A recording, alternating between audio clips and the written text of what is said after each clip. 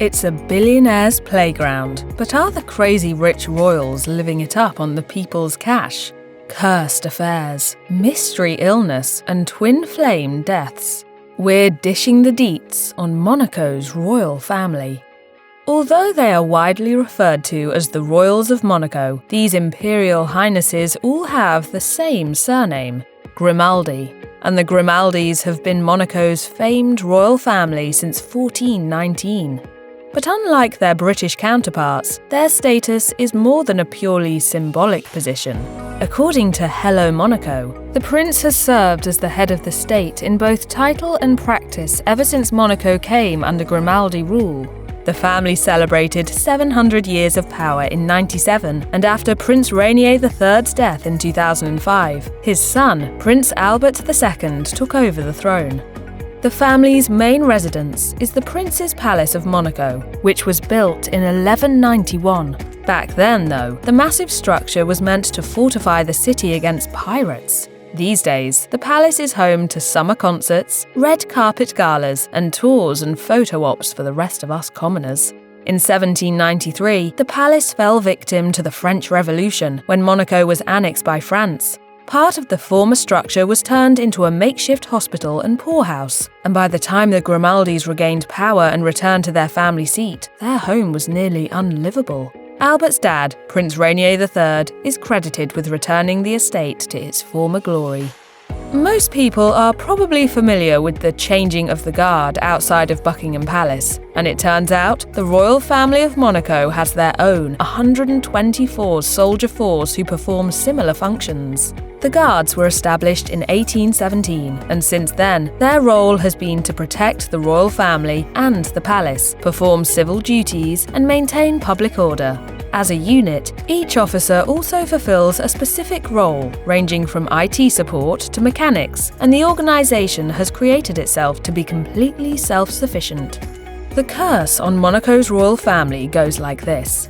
Prince Rainier I once kidnapped and assaulted a young woman. In an act of revenge, the woman declared that none of the Grimaldi family would ever have a happy marriage. While there's no concrete evidence of any actual curse, the family's marriages have been riddled with affairs, bitter rivalries, and divorce over the years.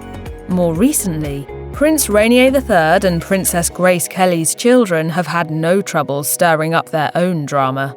Princess Caroline has been married 3 times, while Princess Stephanie once fell in love with an elephant trainer and joined a circus. But beyond that, the latter has been unlucky in love.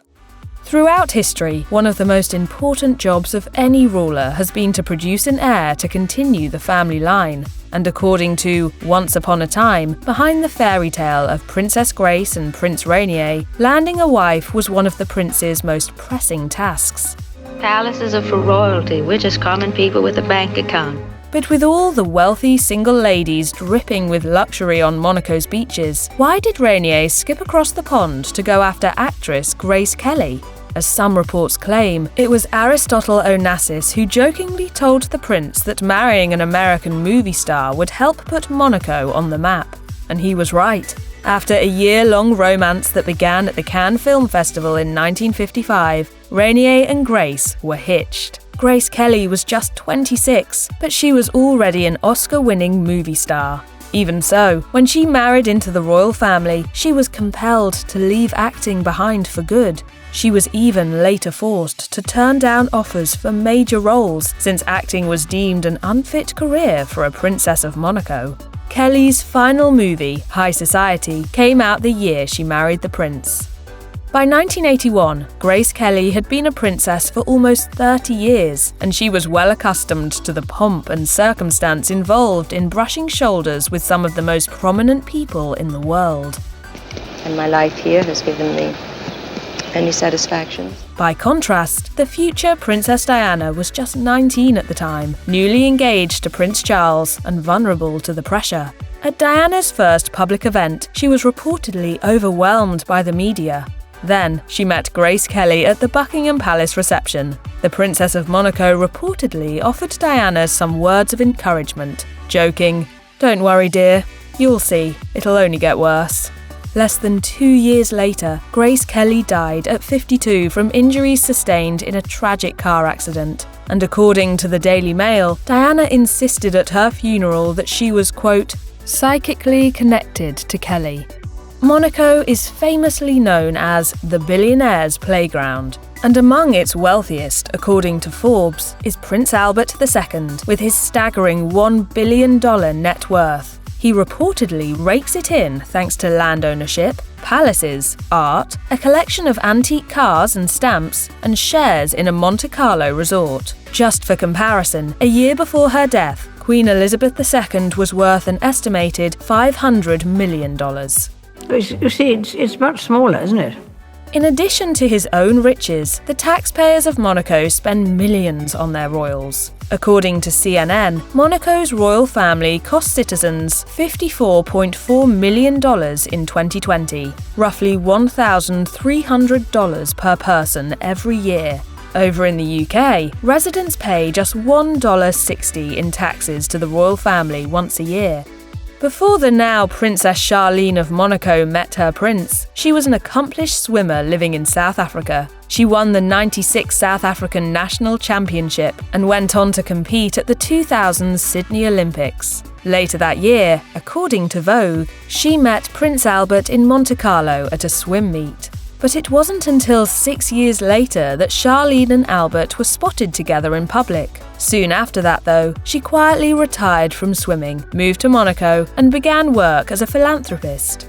A decade after they first met, Albert and Charlene announced their engagement and were married in 2011. The couple wed shortly after Prince William and Kate Middleton tied the knot in 2011, but the Prince of Monaco's ceremony remains among the most expensive royal weddings ever. The lavish, multi-day event even featured a free Eagles concert for locals.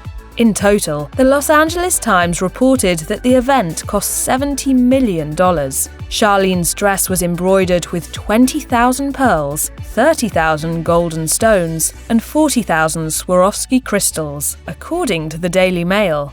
Karl Lagerfeld, Naomi Campbell, and Giorgio Armani attended the event alongside British royals Prince Edward and his wife Sophie.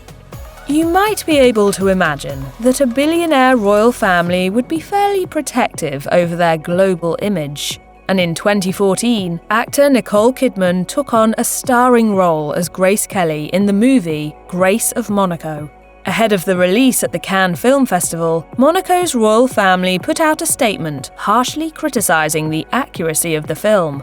It read, "This production is based on erroneous and dubious historical references. The princely family does not in any way wish to be associated with this film, which reflects no reality and regrets that its history has been misappropriated for purely commercial purposes." The palace then stated once again, this time to BBC News, that the film was not at all an accurate depiction of their lives. One producer on the project responded by saying, "The film is not intended to tell the true story of the principality." I don't know how I'm going to spend the rest of my life in this place where I can't be me. Still, one reviewer noted that the movie may have gotten one thing right, even if it was a fictional account of the truth. It convincingly portrayed the difficulties Grace Kelly faced in adjusting to life in Monaco, a country where she didn't speak the language and was separated from her home and family. In 2014, Prince Albert and Princess Charlene welcomed their twins, Princess Gabriella and Prince Jacques. As Charlene shared via the Daily Mail at the time, "They are the boss now. They are both very active and very expressive. They are beautiful, adorable. I'm crazy in love with them." But while first-time parenting has its obvious challenges, even if you've got all the resources money can buy, this royal mother was up to the task, calling it exhausting at times. She also explained via People in 2019, "Me as their mother, I discover, I learn. I find it marvelous following their evolution, accompanying them on this path. Albert is a remarkable, wonderful, fun father, a dad who listens and encourages his children."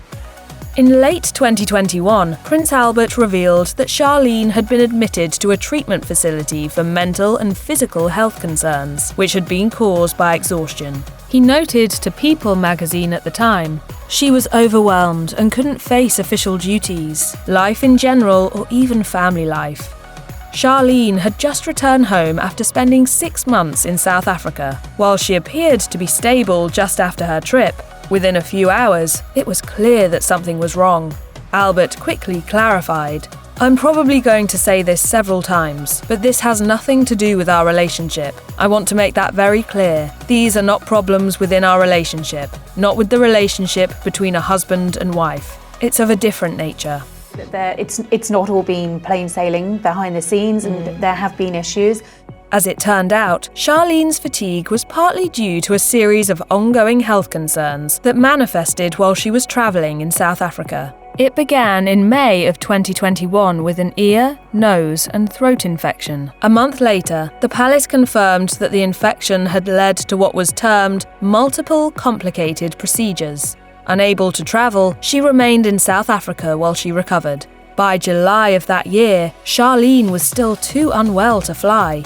She said in a statement, "I miss my husband and children dearly. What has been extremely difficult for me was when I was instructed by my medical team that I could not return home for my 10th wedding anniversary. Albert is my rock and strength, and without his love and support, I would not have been able to get through this painful time." Throughout the fall of 2021, Charlene underwent several other procedures, according to CNN, and by November, she finally returned home.